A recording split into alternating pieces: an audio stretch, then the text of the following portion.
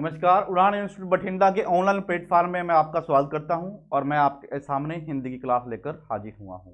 Hindi class में आज हम व्याकरण पढ़ेंगे और व्याकरण में मैं आपको बताना चाहता हूं कि जो हमने शब्द है ना, शब्दों से पहले क्या आते हैं? वर्ण, और वर्णों से पहले हम भाषा। भाषा को हम बहुत ही अच्छी तरह पहले जो पढ़ चुके हैं, ठीक है। और उसके बाद जो दूसरा टॉपिक आता है वो आता है वर्ण का, ठीक है। वर्ण विचार। तो वर्ण विचार के जितने भी क्वेश्चन हैं हम आज आपके सामने डिस्कस करने जा रहा हूं। तो सबसे पहले बात करते हैं कि भाषा की अभिव्यक्ति की मुख्य इकाई क्या है? वाक्य है, ठीक है। अब जितने भी क्वेश्चन हैं आपके आपने मन में बिठा लो कि वो कैसे कैसे एग्जाम में पूछे जाते हैं। तो पहला क्वेश्चन ये है कि भाषा की अभिव्यक्ति की मुख्य इकाई क्या है? क्या है? वाक्य। मतलब क्या है कि अब भाषा को वाक्यों से ही दूसरे लोगों के सामने क्या किया जाता है? प्रकट किया जाता है। तो भाषा की अभिव्यक्ति की मेन इकाई, मुख्य इकाई मतलब कि मेन इकाई क्या है? वाक्य है। दूसरी बात है कि वाक्य की इकाई क्या है? वाक्य की इकाई क्या है? शब्द है। अब मतलब क्या है कि शब्दों से क्या बनते हैं? वाक बनते हैं। शब्दों से वाक्य बनते हैं। तो वाक्य की इकाई क्या हो गई? शब्द हो गई, ठीक है जी। आगे बात करते हैं। यहां पर जो है ब छोटा कर लो, यहां पर भी और यहां पर भी। शब्द आधा है, ब आधा है, ठीक है। शब्दों की इकाई क्या है? शब्दों की इकाई क्या है? चाहे तो वर्ण लिख सकते हो, चाहे आप ध्वनि लिख सकते हो, ठीक है। शब्द किससे बनते हैं? शब्द किससे बनते हैं? वर्णों से बनते हैं, ठीक है जी। तो आगे है, आगे वर्ण की परिभाषा। वर्ण की परिभाषा क्या है? वह छोटी से छोटी ध्वनि जिसके टुकड़े ना हो सकें वर्ण कहलाते हैं, ठीक है। अब मान लो क है, ख है, इसके टुकड़े नहीं कर सकते हम, है ना। इसके हम टुकड़े नहीं कर सकते। वह छोटी से छोटी ध्वनि है और ये वह छोटी से छोटी ध्वनि है जिसके टुकड़े ना हो सके वर्ण कहलाते हैं, ठीक है। और हिंदी में कितने वर्ण है? हिंदी में जो 52 वर्ण है। वर्णों के क्रमबद्ध समूह को क्या कहा जाता है? वर्णमाला कहा जाता है। क्रमबद्ध का मतलब है जैसे क है, फिर ख है, फिर ग है ना। ऐसे ऐसे क वर्ग, फिर च वाले, फिर छ वाले, है ना। जितने भी वर्ग उसको क्रमबद्ध हिसाब से लिखना वो क्या कहलाता है? वर्णमाला कहलाते हैं, ठीक है जी। तो आगे है, आगे है वर्णों के भेद। वर्णों के भेद कितने हैं? स्वर और व्यंजन। वर्णों के कितने भेद हैं? 2। अब सीधा सीधा कई बार प्रश्न पूछ लिया जाता है कि हिंदी जो वर्णमाला के जो वर्ण है उनको उनके भेद बताओ कितने हैं। तो कितने भेद हैं उनके? उनके 2 भेद हैं, ठीक है जी। तो पहला भेद है स्वर और दूसरा है व्यंजन।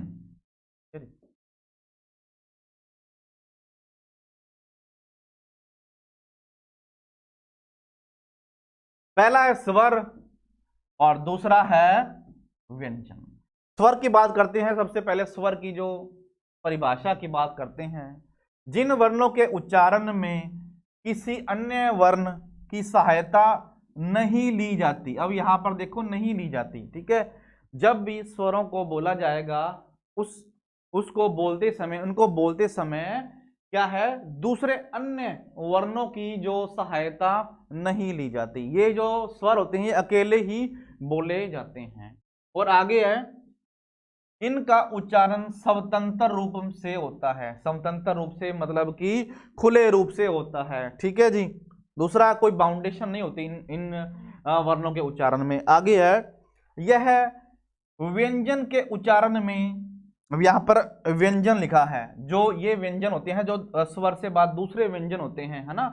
11 स्वर हैं, इनसे बाद जितने भी सारे व्यंजन हैं उनको उनकी उच्चारण में ये क्या करते हैं? सहायक होते हैं। ठीक है, तो आपको पता लग गया कि स्वर क्या चीज है। स्वर के बारे में सबसे पहले, स्वर जिन वर्णों के उच्चारण में किसी अन्य वर्ण की सहायता नहीं ली जाती। कहने का मतलब है, मान लो ये अ है, ये आ है और ये ई है, ये स्वर हैं, है ना। इनके उच्चारण में दूसरा वर्ण सहायता नहीं करता, ये खुद, जैसे एक शब्द आया है स्वतंत्र, ये स्वतंत्र है। ठीक है, ये स्वतंत्र है, आजाद है, कोई इस पे बाउंडेशन नहीं है। ये अपने आप ही लिखा जाएगा और अपने आप बोला जाएगा। कहने का मतलब है, इसमें दूसरा वर्ण सहायक नहीं होता। ठीक है जी। तो आगे है, यह व्यंजन के उच्चारण में सहायक होता है। अब ये व्यंजन के उच्चारण में सहायक होगा। ठीक है, ये व्यंजन को बोलने में क्या करेगा, मदद करेगा। ठीक है जी। तो आगे है,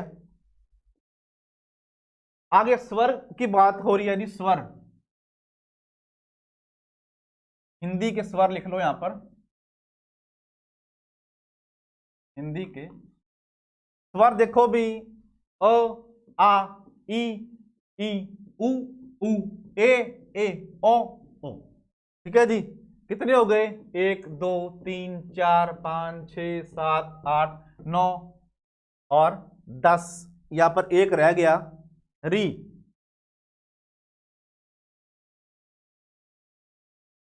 ये हो गया 11। ठीक है जी। और अम और अंग। ठीक है जी, अंग कितने हो गए, 11 और 2 13। ठीक है जी। अगर बहुत बार प्रश्न आता है कि विद्यार्थी पूछते हैं कि सर हमें ये नहीं पता लग रहा कि हिंदी के स्वर 11 है या 13 है, तो आपको बता दूं मैं, ये जो अनुस्वार है और ये विसर्ग है, इनको अयोगवा बोला जाता है। ठीक है, अ के ऊपर बिंदी, इनको अनुस्वार और को विसर्ग बोला जाता है। अब जब इनको इनको कौन सी कैटेगरी में रखा जाता है, इनको वैसे अयोगवा बोला जाता है। और अब बात करते हैं कि प्रश्न की, अगर कुल प्रश्न पूछा जाए कुल स्वर कितने हैं, तो कुल स्वर कितने हैं, 13। हम इन दोनों को भी स्वर ही मानते हैं। ठीक है, अगर कुल की बात हो तो 13, अगर वैसे पूछा जाए कि हिंदी के स्वर कितने हैं, तो आपने कितने बताने हैं, 11 हैं। जब शब्द आ जाए कि कुल, है ना, कुल आ जाए तो आपने कहना है कि कुल स्वर कितने हैं, 13 हैं। हम इनको भी बीच में गिनेंगे। अगर कुल शब्द नहीं आया तो कितने हैं, 11 हैं। और हिंदी की मात्राएं कितनी है, 10 हैं। ठीक है, क्या जैसे री की कोई मात्रा नहीं, सॉरी, री की तो मात्रा है, यहाँ पर अ की कोई मात्रा नहीं है। ठीक है, अ की कोई मात्रा नहीं है। ठीक है जी। तो क्लियर ही है, स्वर कितने हैं, 11। अगर कुल आ जाए तो 13, मात्रा कितनी है, 10। ठीक है जी। और इन दोनों को पूछा जाए, अनुस्वार और विसर्ग को, तो ये क्या है, ये क्या है, अयोगवा है। ठीक है जी। आगे चलते हैं।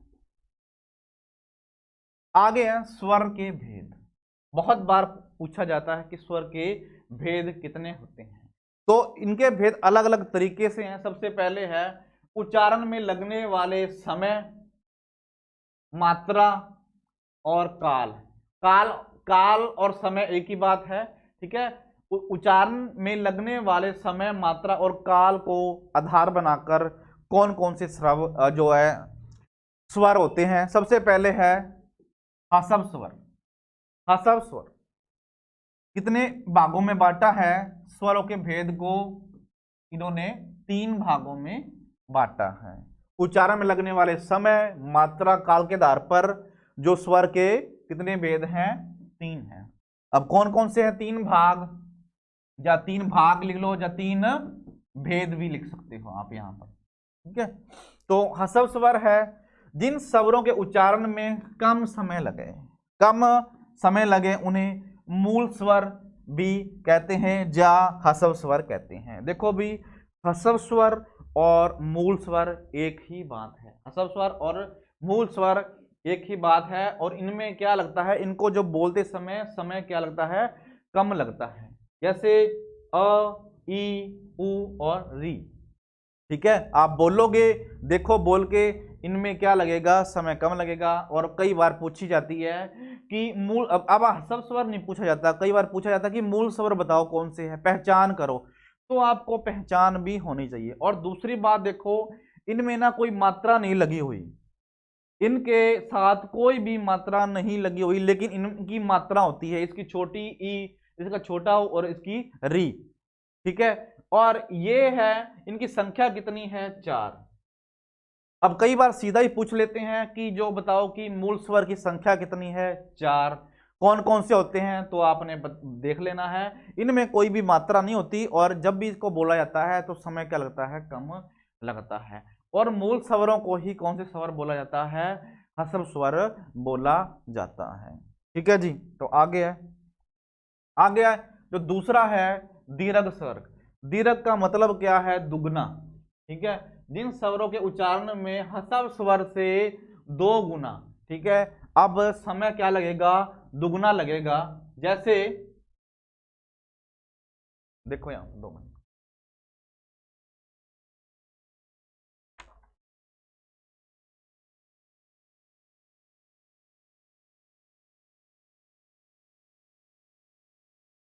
यहां पर बड़ा आ, बड़ा आ, बड़ी ई। ठीक है, बड़ा आ, बड़ी ई, 1 2 3 4 5 6 7, इनकी संख्या कितनी है, 7। इनकी संख्या कितनी है, 7 है। बड़ा आ, यहां पर बड़ा आ कर लो जी, बड़ा आ, बड़ी ई, बड़ा ऊ, ए ओ और ओ, 1 2 3 4 5 6 7। ठीक है जी, तो जो हस्व स्वर थे और जो मूल स्वर थे उनकी संख्या कितनी थी, उनकी 4 थी। और जो कुल 13 थे, 13 में 11 स्वरों में से जो 4 स्वर हैं उनको मूल स्वर और हस्व स्वर बोला जाता है। और जो 11 में जो रह जाते हैं, है ना, जो 11 में रह जाते हैं, यहाँ पर बड़ा आ कर लो, बड़ा आ है और यहाँ पर बड़ी ई है।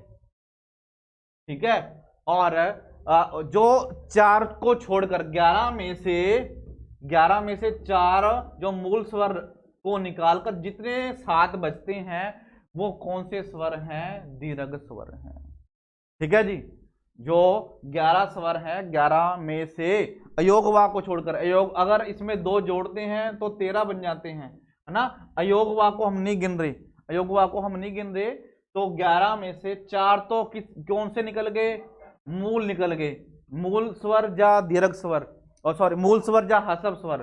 तो 11 में से 4 गए मूल, तो अब जो 7 स्वर हैं वो कौन से हैं, दीर्घ हैं। कौन कौन से, बड़ा आ, बड़ी ई, बड़ा ऊ, ए ओ और ओ। ठीक है जी, तो परिभाषा आपके सामने है कि इन स्वरों के उच्चारण में हस्व स्वर से जो 2 गुना समा लगता है, 2 गुना मतलब कि डबल समा। ठीक है, आप बोल के देख लो, जैसे ये हस्व स्वर है और ये दीर्घ स्वर है। अब आप इनको बोलोगे और आपको पता लग जाएगा कि समय किसमें कब लग रहा है। देखो मतलब कि समय कम लग रहा है, और आ समय क्या लग रहा है, मूल स्वर से समय क्या लग रहा है, ज्यादा लग रहा है। ठीक है जी, आगे है, तो आपको परिभाषा और जो मैंने आपको दिखा भी दिया कि वाकई ही जो समय है क्या लगता है, 2 गुना मतलब कि डबल लगता है। ठीक है, किससे, हस्व स्वर से या मूल स्वर से अधिक लगता है, किसमें, दीर्घ स्वर में। ठीक है, उच्चारण में हस्व स्वर से 2 गुना समय लगता है। तो ये परिभाषा आपके सामने ही है। और बहुत बार इनकी संख्या पूछ ली जाती है, तो संख्या आपको पता ही है, संख्या कितनी है, 7 है। और कौन कौन से हैं, बहुत बार ये भी पूछा जाएगा कि बताओ भी कौन कौन से हैं। ठीक है, तो आपने पहचान भी आपको होनी ही चाहिए। ठीक है, वो जो 11 स्वर हैं, 11 में से 4 निकाल दो, और जो 7 रह जाएंगे वो हमारे कौन से हैं, वो दीर्घ स्वर हैं। आगे बात करते हैं प्लुत स्वर की। ठीक है जी, तो तीसरा भाग है स्वरों का प्लुत, जिन स्वरों के उच्चारण में हस्व स्वर से 3 गुना। ठीक है, अब ये जो हमारा हस्व स्वर है, मूल स्वर है, इससे 3 गुना समय लगेगा। ठीक है, 2 गुना लगेगा तो दीर्घ बन जाएगा, 3 गुना लगेगा तो क्या बन जाएगा, प्लुत स्वर बन जाएगा। जिन स्वरों के उच्चारण में ह्रस्व स्वर से 3 गुना समय लगे उन्हें क्या कहते हैं, प्लुत स्वर कहते हैं। और यह स्वर स्वतंत्र नहीं होते हैं। ठीक है, यह स्वर क्या है, स्वतंत्र नहीं होते।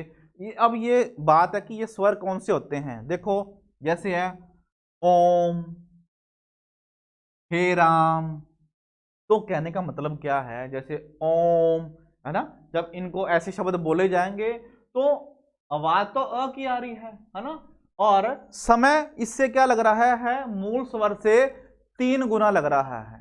देखो यहां पर बोल के देख लो, आप बोलो जो ये ह्रस्व स्वर बोलो अ, और यहां बोलो जो दीर्घ है आ।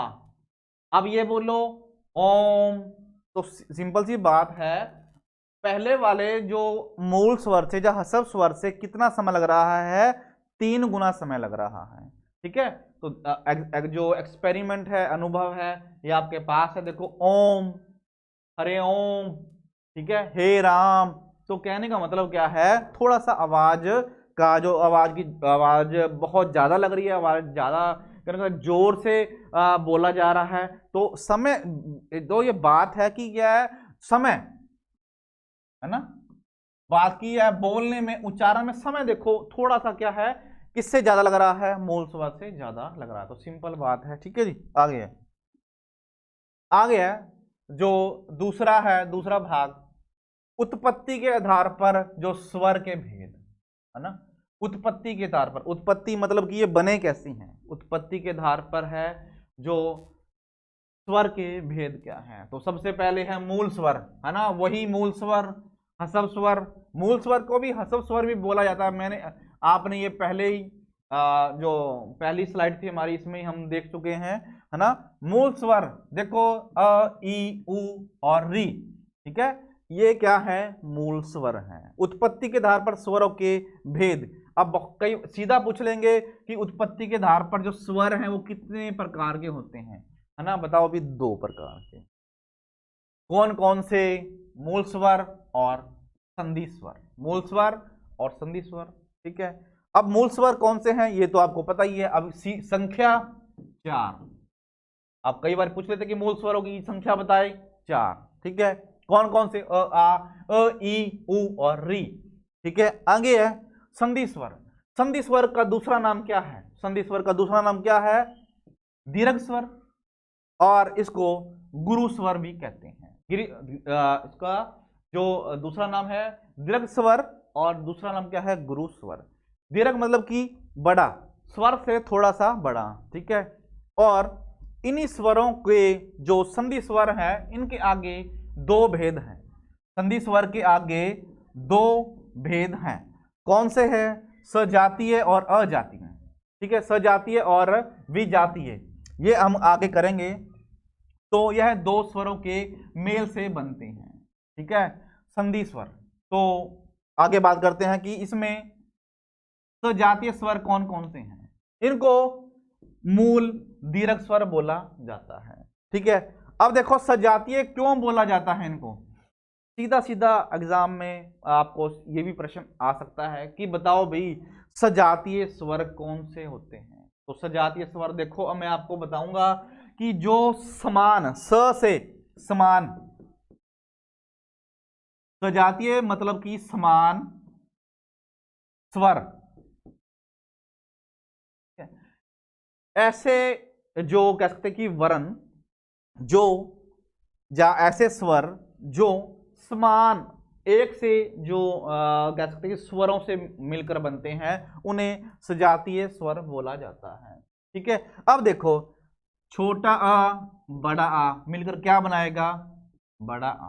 ठीक है, सजातीय मतलब कि ये भी एक सा है और ये भी समान है। ठीक है, यहां देख लो, सजातीय का मतलब क्या है, समान, समान मतलब कि एक जैसा। ठीक है, ये भी छोटा है, ये भी छोटा है, और मिलकर क्या बनाएगा, बड़ा आ। छोटी ई, छोटी ई क्या बनाएगा, बड़ी ई। छोटा ऊ, बड़ा ऊ क्या मिलकर बनाएगा, बड़ा ऊ।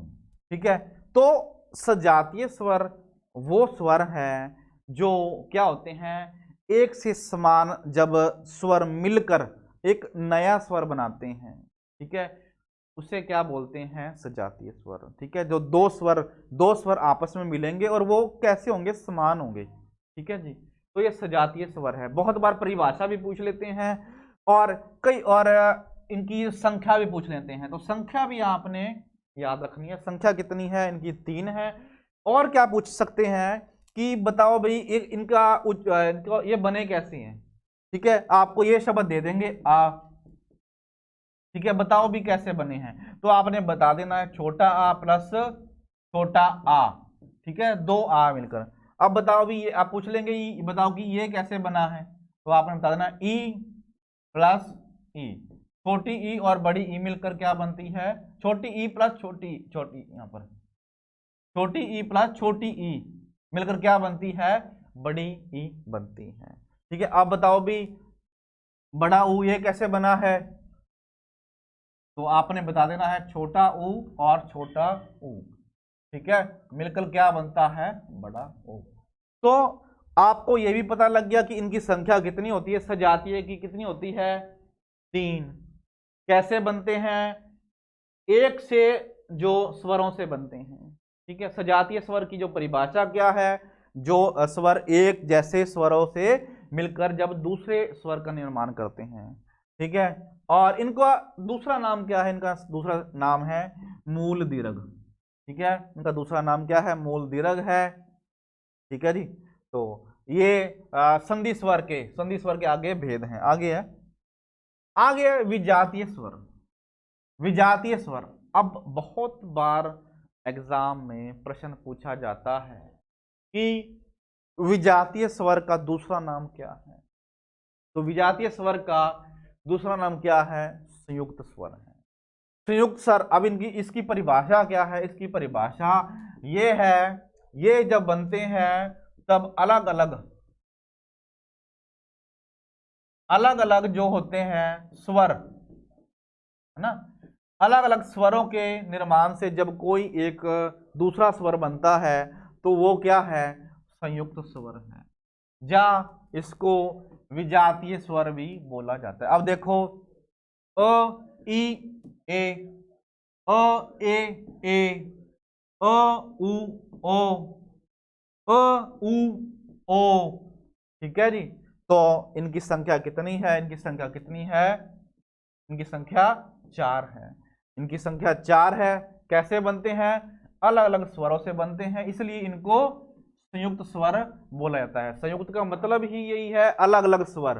ठीक है, संयुक्त का मतलब है अलग अलग स्वरों का मेल। ठीक है, यहां भी कोई स्वर होगा और यहां भी कोई स्वर होगा, उनके मेल से क्या बनता है, संयुक्त स्वर बनता है। इसका दूसरा नाम क्या है, विजातीय।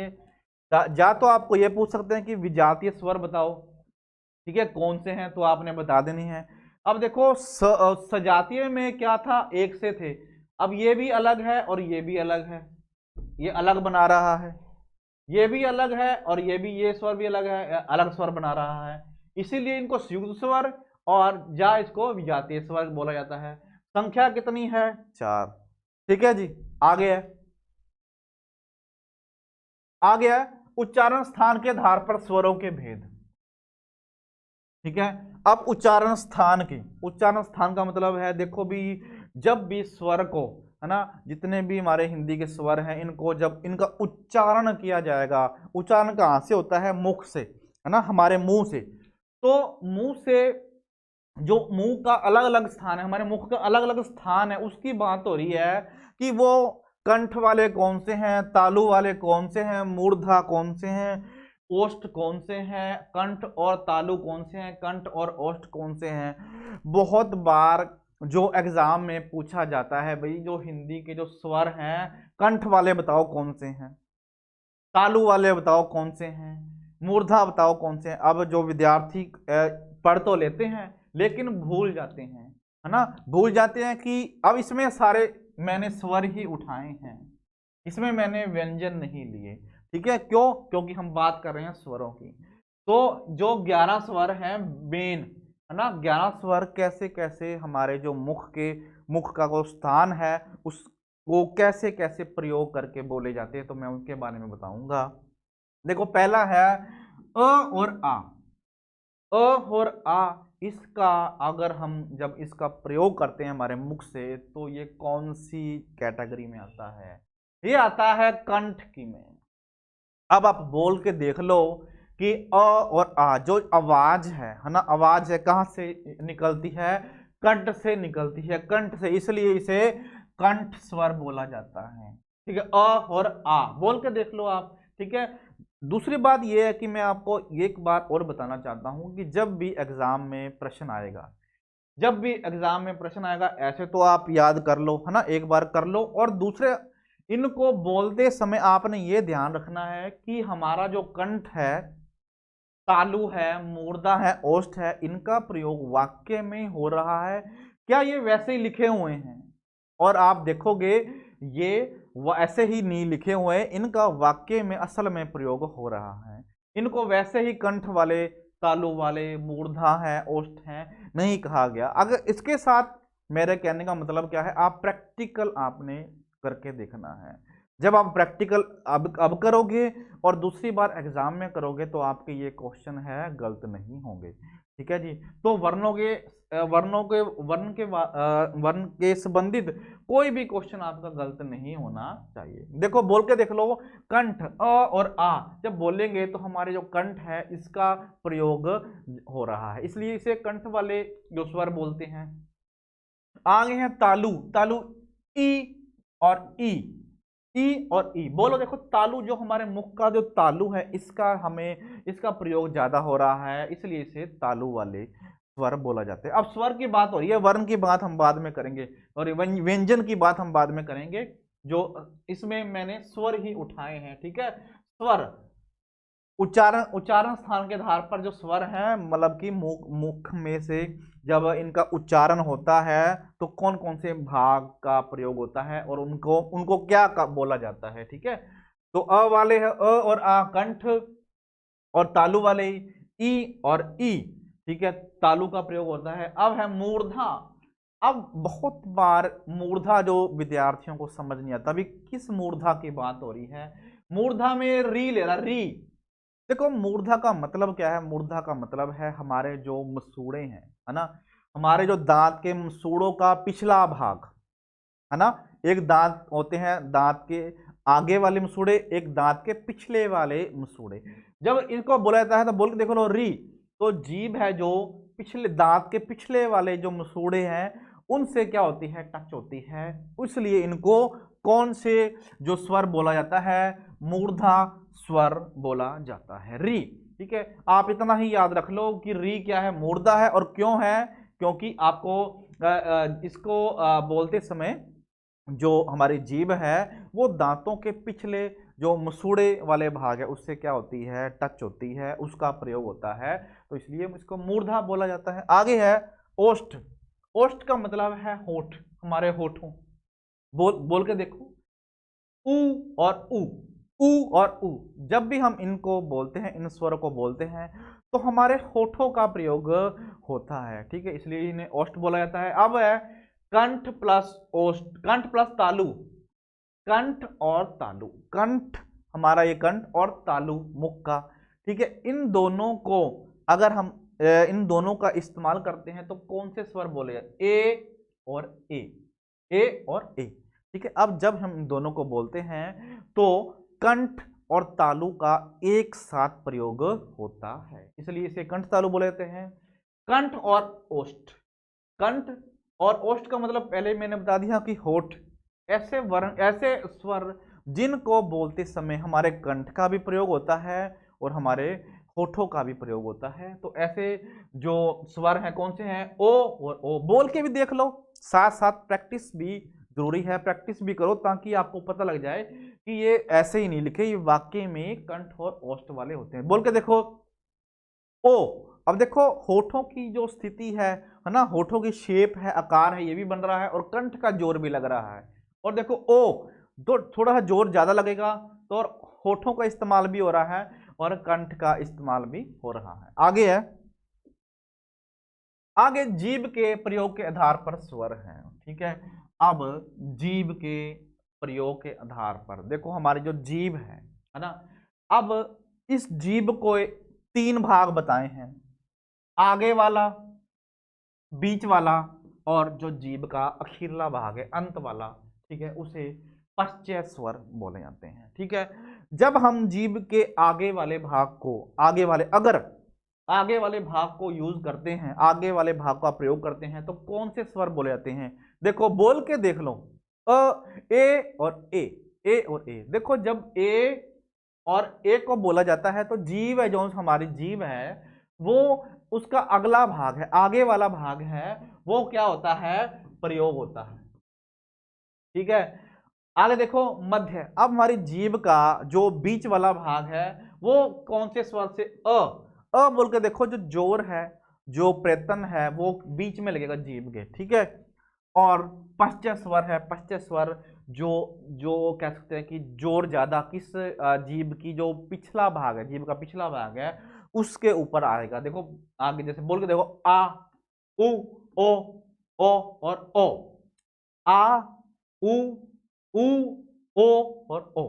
ठीक है, तो मैंने आपको बताया और आपने प्रैक्टिकल भी करना है। ठीक है, ये नहीं है कि वीडियो देख ली और ऐसे शब्दों को याद कर ली। जब प्रैक्टिकल करोगे तो एग्जाम में क्या है, धोखा नहीं खाओगे। ठीक है, एग्जाम में आपको वहां भी प्रैक्टिकल करके देखना है, बोल के देखना है, तब आपका क्वेश्चन है वो 100% क्या हो जाएगा?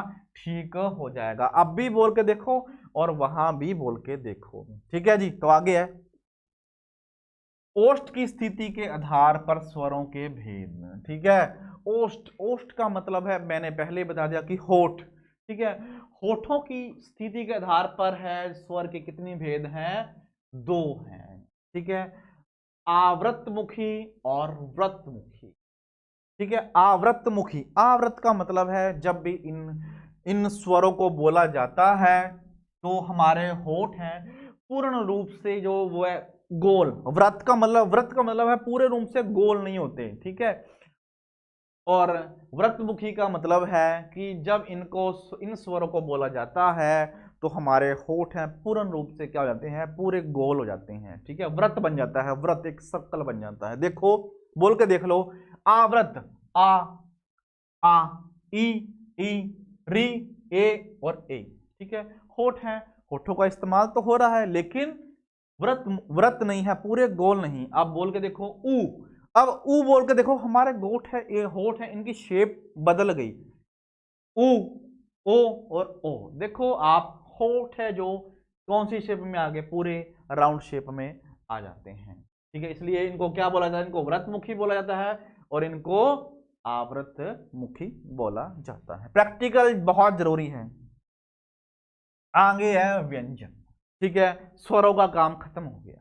ठीक है, स्वर में से जो मैंने करवाए हैं इनमें से ही स्वरों के क्वेश्चन आएंगे और आपने बहुत ही अच्छी तरह इन स्वरों को याद कर लेना है। ठीक है, आगे बात करते हैं कि व्यंजन। मैंने पहले भी बता दिया था कि जो हमारे हिंदी वर्णमाला में जो वर्णमाला के जो वर्ण है कितने हैं? 52 है। पूरे वर्णमाला के वर्ण, पूरी क्या बोल रहा हूं, इसमें स्वर भी हैं। ठीक है, स्वर भी हैं और व्यंजन भी हैं।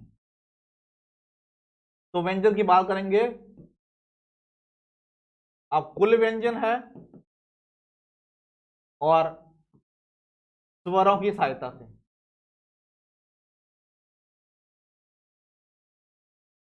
बहुत बार जो विद्यार्थी हैं वो कंफ्यूज हो जाते हैं कि स्वर कितने हैं, है ना।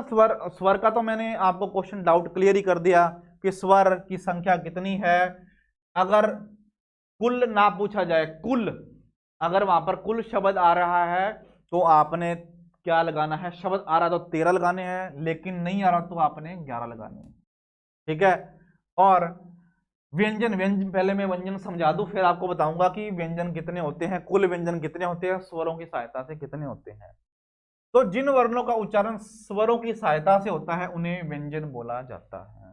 ठीक है, जिन वर्णों का उच्चारण स्वरों की सहायता से होता है उनको क्या बोला जाता है? उन्हें व्यंजन बोला जाता है। अब मैं आपको प्रैक्टिकल भी करके दिखाऊंगा। देखो ये क है, क,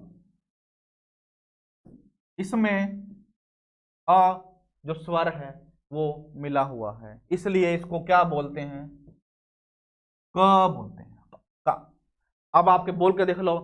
पहली बात तो ये है, स्वरों के बिना, बहुत ही ध्यान रखने वाली बात है, स्वरों के बिना व्यंजन को बोला ही नहीं जाता। स्वरों बोल के देख लो कि आप भी, मैं क्या बात सही कह रहा हूं कि नहीं कह रहा हूं। मेरी एक बात ये मैं आपको समझा रहा हूं, स्वरों के बिना व्यंजन को बोला ही नहीं जाता। ठीक है, बोल के देख लो। अब क बोलना है आपको, उसमें आप देखो अ लगाओगे ही लगाओगे। ख बोलना है आपने, ठीक है, उसमें आप लगाओगे ही लगाओगे। बोल के देख लो, अगर आप बिना स्वर के बोल सकते, क बोल सकते हो, ख बोल सकते हो, तो बोल के दिखाओ मुझे। नहीं बोला जाता। ठीक है, क्यों नहीं बोला जाता? क्योंकि जो स्वर है व्यंजन की जो व्यंजन को क्या करते हैं, बोलने में सहायक होते हैं। ठीक है, व्यंजन स्वर के बिना नहीं बोले जाते। तो ये एक बात तो आपको क्लियर ही है कि जिन वर्णों का उच्चारण स्वरों की सहायता से होता है उन्हें व्यंजन बोला जाता है। ठीक है, और मैं आपको बाद में बताऊंगा कि व्यंजन कौन कौन से हैं सारे। ठीक है, आगे है, सबसे पहले बात करते हैं क, ख, ग, घ और इ अंग, च, छ, ज, झ, इ, ट, ठ, ड, ढ, न। यह न दूसरा कर लो, त, थ, द, ध, न, प, फ, ब, भ, म। ठीक है जी, ये कितने हो गए? ये हो गए 25। ठीक है जी, अब मैं साथ साथ में समझाए भी जाऊंगा। क, ख, ग, घ और अंग, इसको जो ये है इसको अंगा बोला जाता है, अंग, अंग। ठीक है जी, तो क वाले वर्ग जितने भी हैं, क मैंने यहां लिखा भी हुआ है, क वाले जो पहले पहले वाला वर्ग है क वाला, उसे क वर्ग बोला जाएगा। च वाले को च वर्ग, ट वाले को ट वर्ग, त वाले को त वर्ग, प वाले को प वर्ग। वर्णों के पहले पहले वर्ण के हिसाब से उनको अलग अलग नाम दिया गया है। ठीक है, ये तो सिंपल बात है, आपको पता ही है। क के हिसाब से क वर्ग, च से वर्ग, च से च वर्ग, ट से ट वर्ग, त से त वर्ग, प से प वर्ग। ठीक है, और ये 25 हो जाते हैं यहां पर। इन 25 को क्या बोला जाता है? बहुत बार प्रश्न होता है, पूछा जाता है कि जो पहले पहले वाले व्यंजन हैं, पहले वाले 1 से लेकर 25 तक व्यंजन, इनको क्या बोला जाता है? तो इनको क्या बोला जाता है? इनको स्पर्श स्पर्श व्यंजन बोला जाता है। सीधी सी बात है, स्पर्श व्यंजन। ठीक है जी, अब दूसरी बात है, प्रश्न एक और कैसे आएगा? या तो प्रश्न ऐसे आएगा कि 1 से लेकर जो 25 तक जो वर्ण है उनको क्या बोला जाता है, आपने बता दिया, उनको स्पर्श व्यंजन बोला जाता है। अब दूसरे प्रश्न कैसे आएगा कि बताओ भी, क, ख, ग, घ और अंग, ये कौन सी प्रकार का व्यंजन है? कौन सी प्रकार का? मैंने साथ में लिखा भी हुआ है, कौन सी प्रकार का है? कंठ वाला।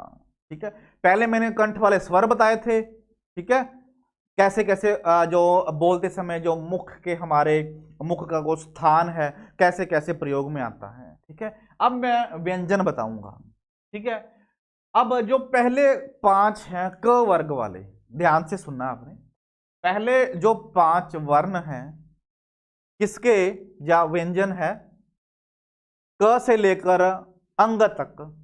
ठीक है, 5 पहले वाला क, या ऐसे भी कहते हो क वर्ग सारा। ठीक है, क वर्ग सारा क्या है? कंठ है। बोल के देख लो, प्रैक्टिकल जरूरी है। क, ख, ग, घ और अंग। ठीक है, कौन सा है? कंठ वाला। बोल के देखो, कंठ का प्रयोग होएगा, प्रैक्टिकल जरूरी है। दूसरा च वर्ग, च वर्ग पहले च को जो आधार मानकर इसे च वर्ग नाम दिया है।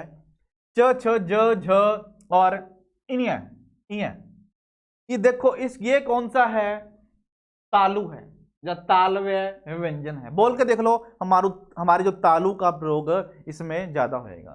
ठीक है, च छ ज झ और इय।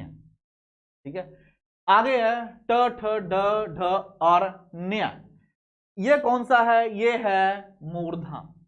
ठीक है, क वाला कंठ है, क वर्ग, च वर्ग वाला तालु है, बोल के जरूर देखना है। और ट ठ ड ढ और इ वर्ग वाला ये है मूर्धा। मूर्धा मैंने पहले ही बता दिया था, जब हमारे दांत के जो पिछले भाग वाले मसूड़े वाले भाग है जब प्रयोग होता है तो ये मूर्धा कहलाते हैं। आगे त वर्ग वाला त थ द ध न। ठीक है, ये दंत मतलब कि जब इसको बोला जाता है तो दांतों का प्रयोग होता है। ठीक है, इसलिए दंत बोला जाता है। प फ ब भ म, इसे ओष्ठ बोला जाता है। जब इन प वर्ग को बोला जाता है तो हमारे होठों ना, हमारे होठों का प्रयोग ज्यादा होता है।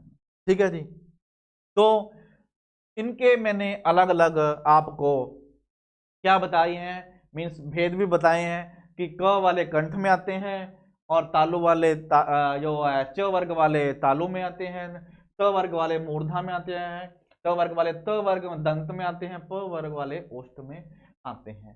इनको स्पर्श व्यंजन बोला जाता है। स्पर्श व्यंजन कितने हैं, 1 से लेकर 25।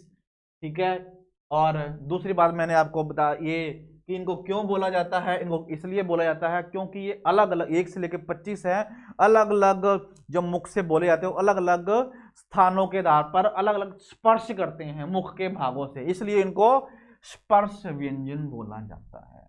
ठीक है, ये आपसे ये नहीं कभी नहीं पूछा जाएगा कि स्पर्श व्यंजन क्यों बोला जाता है।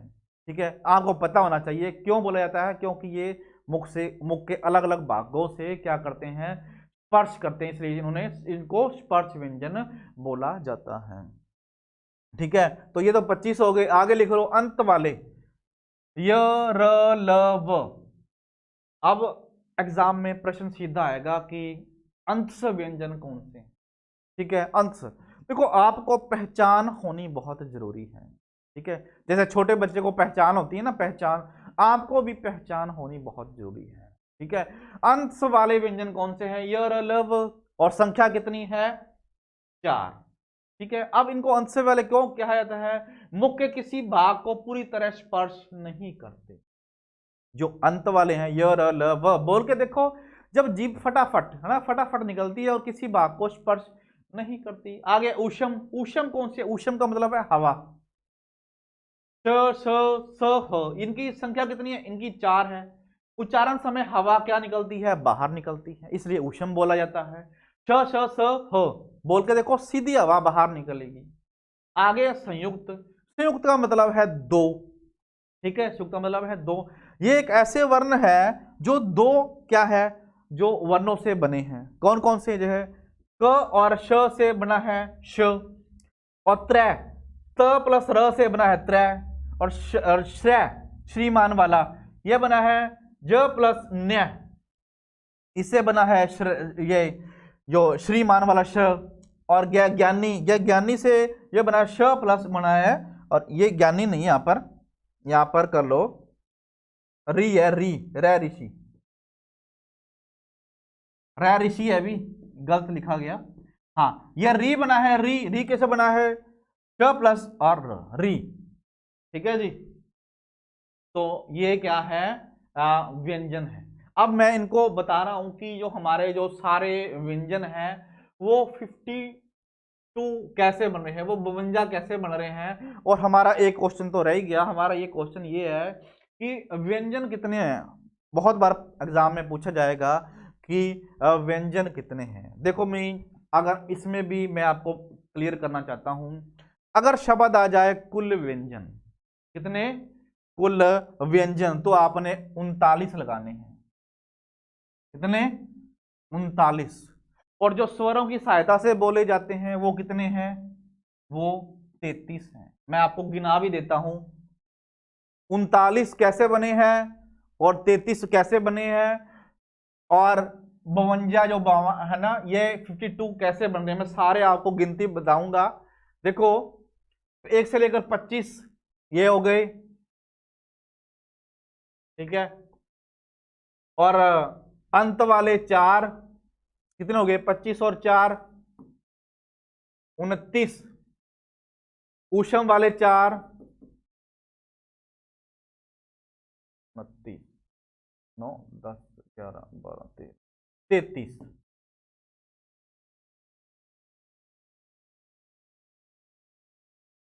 यहां पर ऊष्म तक लगाकर कितने बन रहे हैं, 33। तो हमारा ये तो क्लियर हो गया, स्वरों की सहायता से 33 व्यंजन है। कहां तक, ऊष्म तक।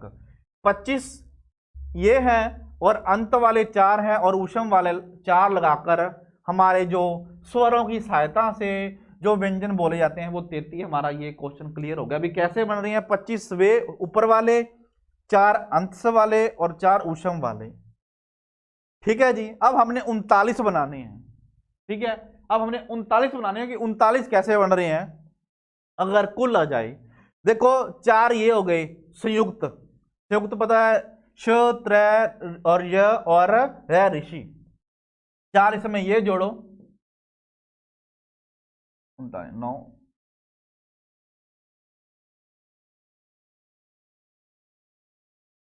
10 11 12 13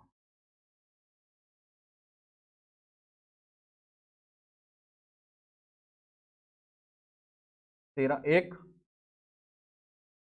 और 33, सॉरी यहाँ पर 33 आएगा, 33 में 33 में 39 में जोड़ा, 33 में 4 और 3 7, अब 37 बन गई, ठीक है। अब दो जो है व्यंजन कौन से रह गए, दो देखो, दो रह गई ये, 33 पहले थे, 4 है जो संयुक्त वाले है, 37 और 2 हैं अतिरिक्त,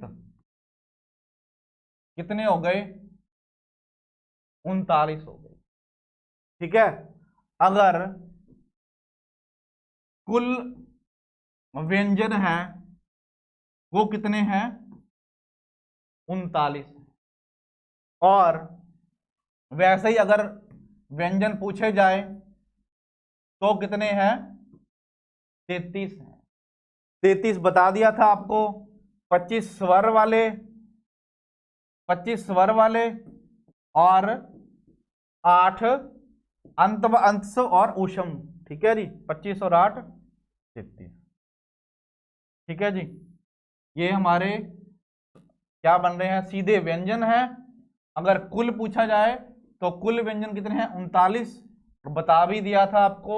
33 में 4 आपने संयुक्त जोड़ने हैं और 2, अब 2 कौन से हैं, वो 2 ये हैं ढ और ढ, ढ और ढ, ये कौन से हैं, ये अतिरिक्त हैं, ठीक है, अतिरिक्त व्यंजन है ये, ठीक है जी। या इन्हें उत्क्षिप्त बोला, उत्क्षिप्त भी व्यंजन भी बोला जाता है, ठीक है जी। और ज और फ या क्या है, ग्रहित व्यंजन है ना। ज और फ हमारे जो कह सकते हैं कि दूसरी भाषाओं से ये ग्रहण किए हैं, ठीक है। कुल व्यंजन 39, स्वरों की सहायता से 33, ठीक है जी। आगे है एक छोटा सा, अब मैं आपको, अब मैंने बताना कि आपको जो 52 बनाने हैं हमने, है ना, एक प्रश्न तो रह गया, 52 बनाने हैं, 52 बनाएंगे हम अभी में। हमारे 39 बन गए, 39 39,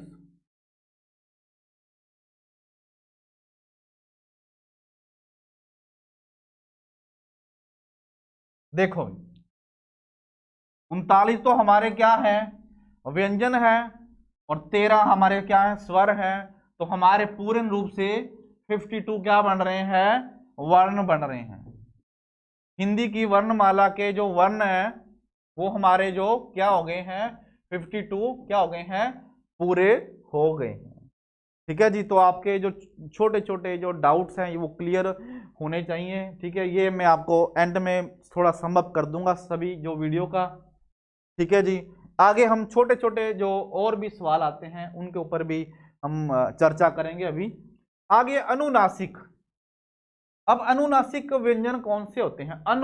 अनु और नासिक दो शब्दों से बना है ये। उच्चारण समय वायु मुख्य और नाक से। अब देखो, ऐसा शब्द जब बोला जाता है, ऐसा शब्द बोला जाता है तो जो वायु है मुख और नाक से निकलती है। ठीक है, तो उन्हें अनुनासिक बोला जाता है। मैं आपको ये क्लियर करना चाहता हूं कि दो शब्दों से बना है, अनु प्लस नासिक, मुख और नाक से। ठीक है, इसका जो निशान है जो ये है चंद्र बिंदु। चंद्र बिंदु, जैसे एक शब्द है पांच, पांच। ठीक है, और दांत, दांत। ठीक है, अब आप बोल के देखो, पांच दांत। तो दांत, अब जो आवाज है, ठीक है, वो मुख से भी निकलेगी और हवा है नाक से भी निकलेगी। देखो, बोल के देखो, पांच दांत। ठीक है, तो ये जो चंद्र बिंदु है, ये यहां पर बिंदी भी लगी है और नाक का भी इस्तेमाल हो रहा है हमारे और मुख का भी हो रहा है। ठीक है जी, दोहरी आवाज आ रही है। ठीक है, आगे है, आगे एक व्यंजन के भेद। अरे एक और बता दूं, एक होता है एक आगे आएगा, नासिक आएगा, वो मैं आपको आगे बता दूंगा। चलो आगे व्यंजन के भेद करते हैं। व्यंजन के भेद प्राण तत्व के आधार पर। अब ये प्राण क्या है? व्यंजन के भेद, जैसे हमने स्वरों के भेद किए थे वैसे ही आगे किसके भेद हैं? वैसे व्यंजन के भेद। तो प्राण तत्व के, प्राण क्या है? मतलब कि हवा। ठीक है, प्राण मीन्स हवा का प्रयोग जब होता है तो उसे हवा के आधार पर, वायु के आधार पर, वायु के आधार पर जब जो हवा वायु का प्रयोग कम होता है, थोड़ा होता है ना, उसके हिसाब से व्यंजन को कितने भागों में बांटा है? उसके हिसाब से कितने भागों में? दो भागों से बांटा है। किसके आधार पर? प्राण तत्व के आधार पर कितने भागों में? दो भागों। कौन सा? अलप प्राण। अलप प्राण, अलप का मतलब ही क्या है? कम। अलप का मतलब क्या है? अब शब्द आ जाएगा एक अलप, तो अलप का मतलब है कम या थोड़ा। परिभाषा सुनो, उच्चारण समय हवा मुख से क्या निकले? कम निकले। ठीक है, उच्चारण करते समय जो वायु है क्या निकले? कम निकले, उसे अल्प प्राण बोला जाता है। और अल्प प्राण, अब हमें ये पता होना चाहिए कि कौन कौन से होते हैं। ठीक है, तो ये चार भागों में मैंने लिखे हैं। अब देखो, मैंने बताया है कि प्रत्येक वर्ग का पहला तीसरा पांचवा वर्ण। ठीक है जी, अब आपने क्या करना है? ये प्रत्येक वर्ग मैंने, आप चले जाओ वहां पर पुरानी जो है, देखो ये वर्ग बने हुए हैं। ठीक है, ये वर्ग बने हुए हैं। ये पहला है, ये दूसरा है, ये तीसरा है, ये चौथा है और ये पांचवा। मैं ऊपर लिख देता हूं, ये पहला वर्ग है, दूसरा, ये तीसरा और ये चौथा। ये पर यहां पर ना थोड़ा सा ये थोड़े टेढ़े मेढ़े हैं। ठीक है, फिर भी मैं आपको बता देता हूं, पहला, दूसरा, तीसरा, चौथा और पांचवा। ठीक है, आपने ऐसे लाइन खींच लेनी है। यहाँ थोड़े टेढ़े मेढ़े हो रहे हैं ये। ठीक है, वैसे बता रहा हूं आपको, ऐसे। चलो 25 जो आपने सबसे जो व्यंजन लिख लेनी है, तो पहले वाले पहले वर्ग के, दूसरे वाले दूसरे वर्ग के, तीसरे वाले तीसरे के, चौथे वाले चौथे के, पांचवें वाले पांचवें वर्ग में आते हैं। ठीक है, पहले वाले पहले वर्ग में, दूसरे में, तीसरे में, चौथे में और ये पांचवें में। क्योंकि ये सारा, ये पहला है सभी का, क च ट ठ, ये पहला वर्ग है, ये दूसरा है, ये तीसरा है और ये चौथा है और ये पांचवा। ऐसे आपने 25 लिखकर वर्ग बना लेने हैं। ठीक है, पहले वाला पहला, दूसरा, तीसरा, चौथा और पांचवा।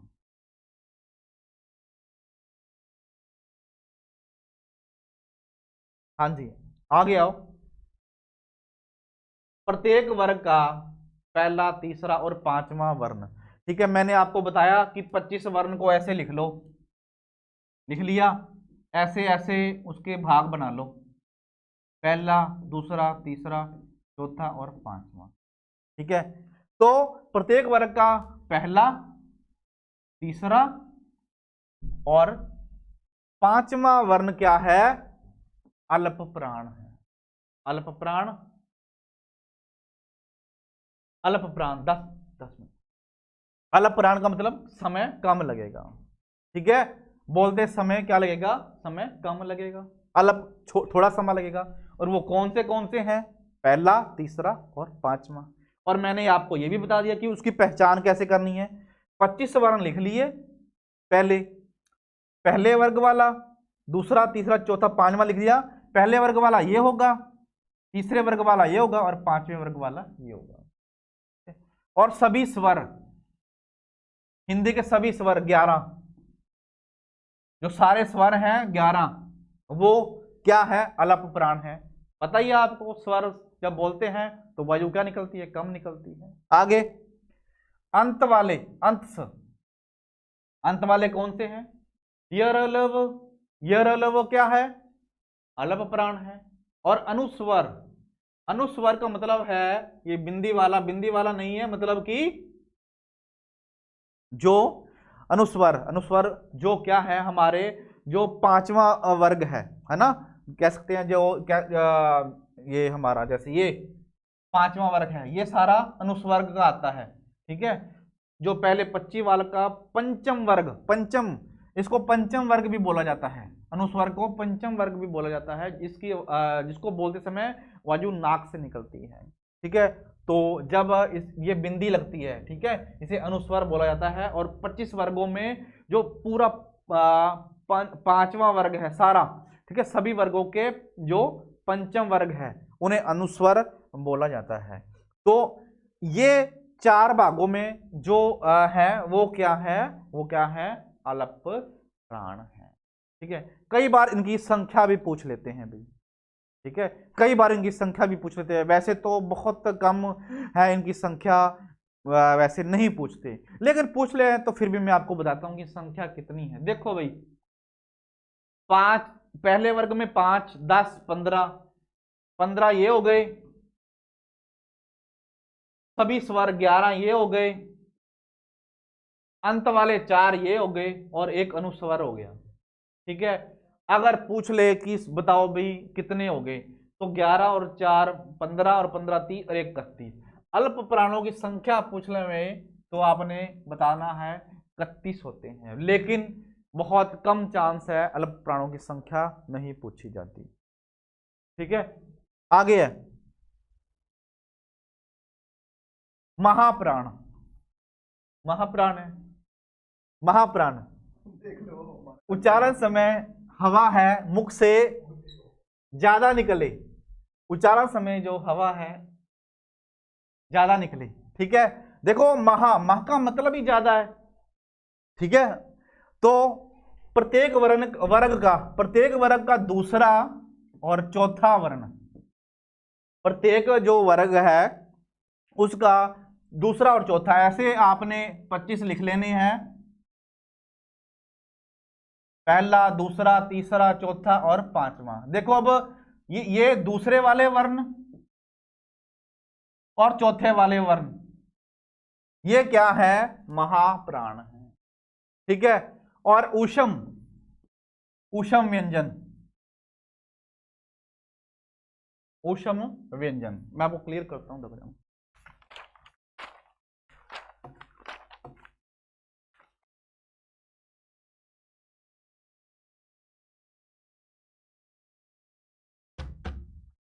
और ऊषम व्यंजन और विसर्ग, विसर्ग ये वाला।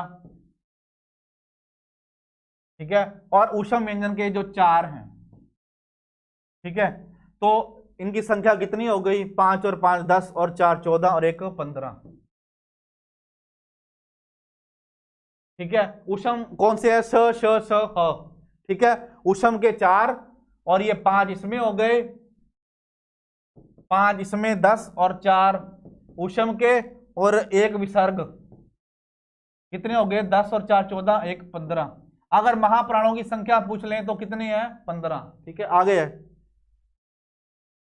स्वर तंत्री के आधार पर, स्वर तंत्री के आधार पर।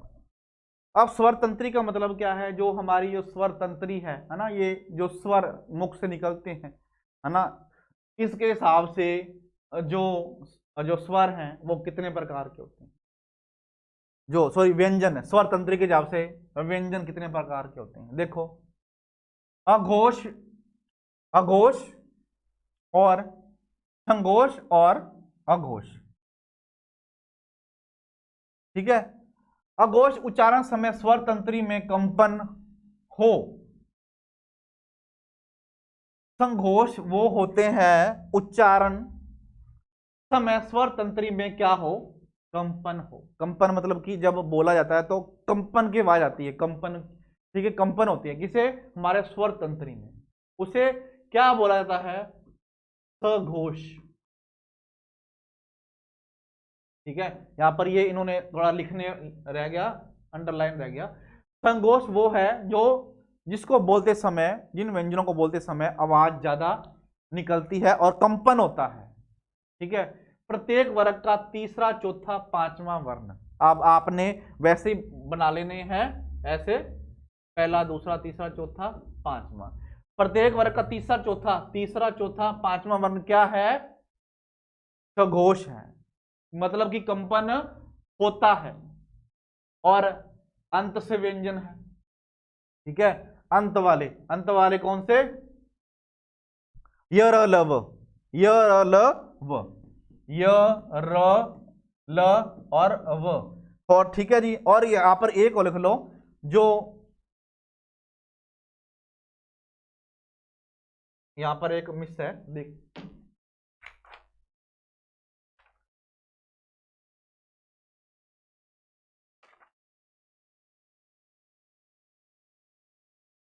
हाँ, ऊष्म का, यहां पर ऊष्म का ह भी आएगा। ठीक है जी, य र ल व अंत वाले हैं, और ऊष्म का ह भी किस में आता है, सघोष में आता है। ठीक है, आगे है अघोष। अघोष, अघोष है उच्चारण समय स्वर तंत्री में कंपन क्या होता है, नहीं होता। ठीक है, जब हम इन वर्णों को बोलते हैं, इन व्यंजनों को बोलते हैं तो कंपन नहीं होता। कौन सा, प्रत्येक वर्ग का पहला और दूसरा वर्ण। ठीक है, ऐसे बॉक्स बना लेना है। ठीक है, 25 लिखने हैं उसमें, पहला और दूसरा क्या है, पहला वर्ग और दूसरा वर्ग क्या है, अघोष है। और जो ऊष्म का है, ऊष्म का स और स, ह यहां आ गया, ह किस में आ गया, संघोष में आ गया। ठीक है जी, तो इस वर्ग में क्या है, कंपन नहीं होता। आगे है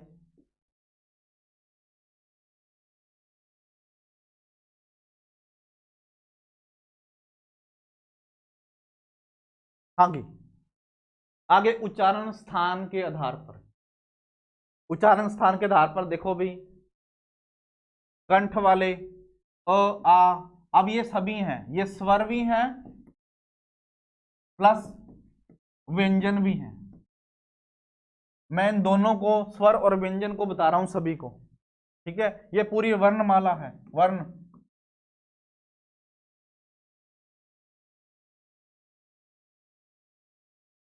पूरी वर्णमाला को बता रहा हूं मैं, उच्चारण स्थान के।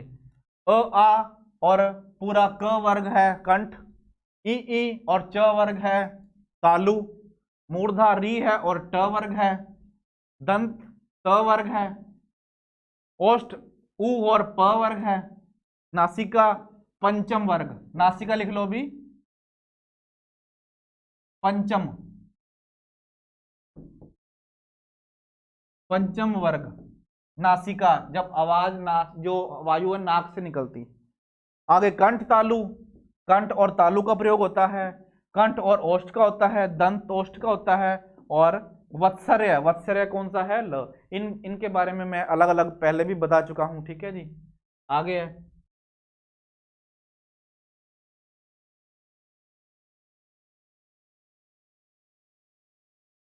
हाँ जी, प्रत्येक प्रयत्न के आधार पर, प्रयत्न के आधार पर देख लो, स्पर्श व्यंजन कौन से है, स्पर्श व्यंजन क से लेकर म तक कितने हैं, कई बार गिनती पूछी जाती है, कितने हैं, 25, पहले भी बता दिया था। और अनुनासिक कौन से हैं, हवा नाक से भी निकलती है और मुख से भी निकलती है, ठीक है।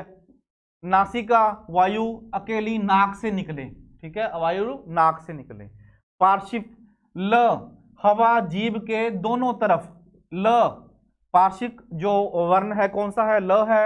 लुंठित कौन सा है, र, जीभ वायु से रगड़ खाती है, ठीक है, र। और उत्तिशब्द कौन से हैं, ड और ढ, झटके से, ठीक है, जब आवाज क्या आती है, झटके से आती है।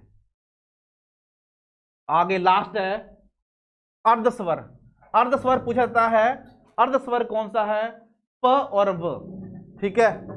प और व इनको बोलते समय बहुत ही कम समय लगता है, अर्धस्वर, स्वर से थोड़ा सा आधा समय, प और वर।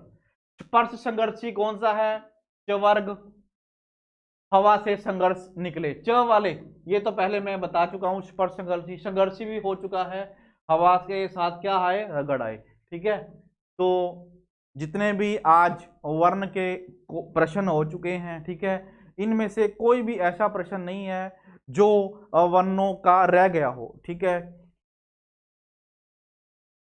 हाँ जी, तो स्वर 11, कुल स्वर की पूछी जाए 13, व्यंजन स्वरों के साथ व्यंजन पूछा जाए 33, कुल स्वर कुल व्यंजन की बात हो रही है यहाँ पर, स्वर के साथ व्यंजन 33, और कुल पूछा जाए 39, और पूरे वर्णमाला के 52 वर्ण, ठीक है। तो आज की जो वीडियो यहीं समाप्त होती है, धन्यवाद।